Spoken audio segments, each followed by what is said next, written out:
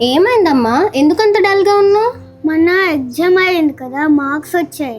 ఎన్ని మార్క్స్ వచ్చాయి నీకు? 100కి 50 వచ్చాయి. అవునా, బాగానే వచ్చాయి కదమ్మా, మరి ఎందుకు డల్ గా ఉన్నావు? మా క్లాస్లో ఫ్రెండ్స్ అందరికి 100కి 80, 100కి 90 వచ్చాయి. అలా కాదమ్మా, మనం ఎప్పుడు ఎవరితో కంపేర్ చేసుకోకూడదు. అందరి బ్రెయిన్స్ ఒకలా ఉండవు కదా. నీకు కెపాసిటీ ఉంటుంది, నీ ఫ్రెండ్స్కో కెపాసిటీ ఉంటుంది. ఎవరు ఎంత చదవగలరో అంతే చదవాలి, అంతేగాని మనం ఇలా కంపేర్ చేసుకుని ఎప్పుడు బాధపడకూడదు. నెక్స్ట్ ఎగ్జామ్లోని తనకున్న నువ్వు ఎక్కువ మార్క్స్ స్కోర్ చేయి, చెల్లికి చెల్లి అయిపోతుంది కదా.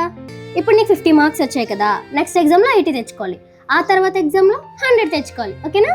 సరే mummy. Yeah, good girl. Thank you mummy. అమ్మా, ఏమా?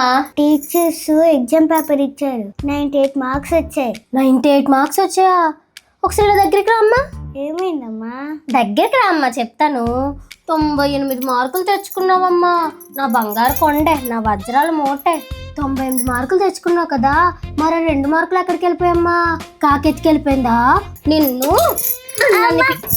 అన్నని ఫీజులు పెట్టి చదివిస్తుంటే 98 మార్కులు తెచ్చుకుంటావా? 98 మార్కులు తెచ్చుకుంటావా? వీధిలో అందరూ అడిగితే నా పరువు ఏం కావాలి? నీ ఫ్రెండ్ ఉందా, పక్కింటి సునీతల కూతురు, 100కి 100 మార్కులు తెచ్చుకుంది. నువ్వు 98 మార్కులు తెచ్చుకుంటే నేను ఎలా తలెత్తుకొని తిరగాలి? రేపు నుంచి ఆడుకోవడానికి వెళ్తాను అన్నామని వచ్చి రాస్తాను.